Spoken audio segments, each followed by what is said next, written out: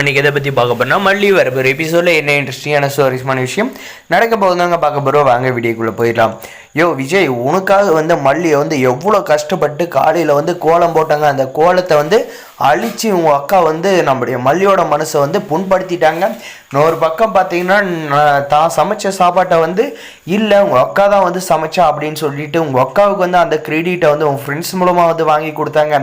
ஆனால் அந்த நன்றியெல்லாம் இல்லாத நீ ஒரு விஷயம் பண்ண பாரியா, அந்த கேக் வெட்டுறப்ப பார்க்கவே ரொம்ப கொடுமையான விஷயமாக தான் இருந்துச்சு. மறக்காது சப்ஸ்கிரைப் பண்ணி வச்சுங்க.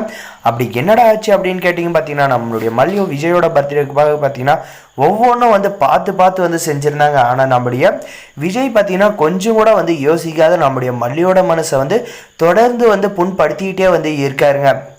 நம்முடைய அன்னபூர்ணியம்மா யார் மேலே பாசம் அதிகமாக இருக்கா அப்படின்ற மாதிரி கேட்டதுக்கு பார்த்தீங்கன்னா, உள்ளுக்குள்ளே பாசத்தை வச்சுக்கிட்டு வெளியில் பார்த்தீங்கன்னா என் அக்காவும் வெண்பாவும் தான் பிடிக்கும் அப்படின்ற மாதிரி சொல்லிடுறாங்க. ஏன்னா அந்த வீணா போன ராஜேஸ்வரி ஃபீல் பண்ணுவாளாம்.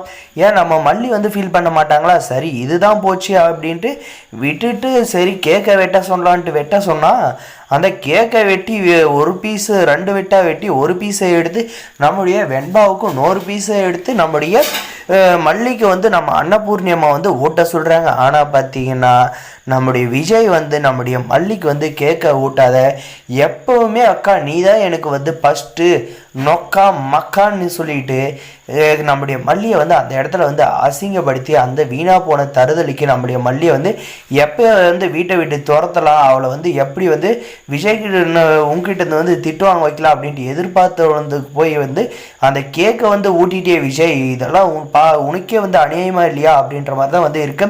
நம்முடைய வெண்பாவுமே நம்முடைய மல்லியை பார்த்தீங்கன்னா பாவமாக பார்க்குறாங்க. நம்முடைய மல்லியுமே பார்த்திங்கன்னா ரொம்ப சோகமாக இருக்காங்க. நம்ம பெரியம்மா ஏதோ ஒரு விஷயம் செய்ய போய் கடைசியில் நம்ம அவமானப்பட்டு நிற்க வேண்டிய நிலைமை வந்துருச்சு அப்படின்ட்டு.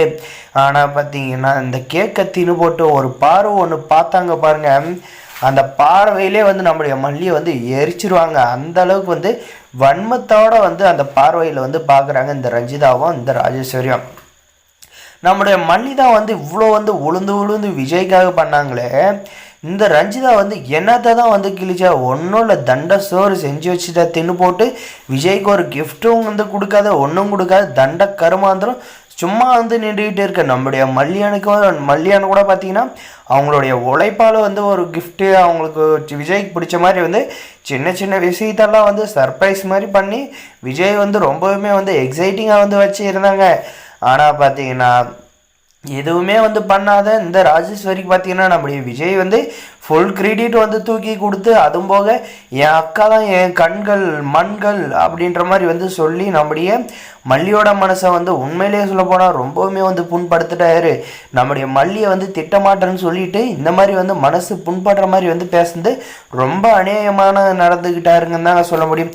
மறக்காத நம்ம சேனலை சப்ஸ்கிரைப் பண்ணாத மறக்காத சப்ஸ்கிரைப் பண்ணி அந்த பெல் ஐக்கனை ஆனில் படிச்சுங்க. அப்போ தான் நம்ம போடுற வீடியோ எல்லாம் உங்களுக்கு நோட்டிஃபிகேஷனாக வருங்க. முடிஞ்ச வரைக்கும் ஸ்கிப் பண்ணாது பாருங்கள். நம்முடைய மல்லிக்கு சப்போர்ட் பண்ணுறீங்கன்னா மறக்காத அந்த சேனலுக்கு ஒரு லைக் பண்ணுங்கள். நமக்கு வேறு தொண்டை வழி ஏதாவது வைத்தியம் நாட்டு வைத்தியம் தான் சொல்லுங்கள். தேங்க்ஸ் ஃபார் வாட்சிங் கைஸ்.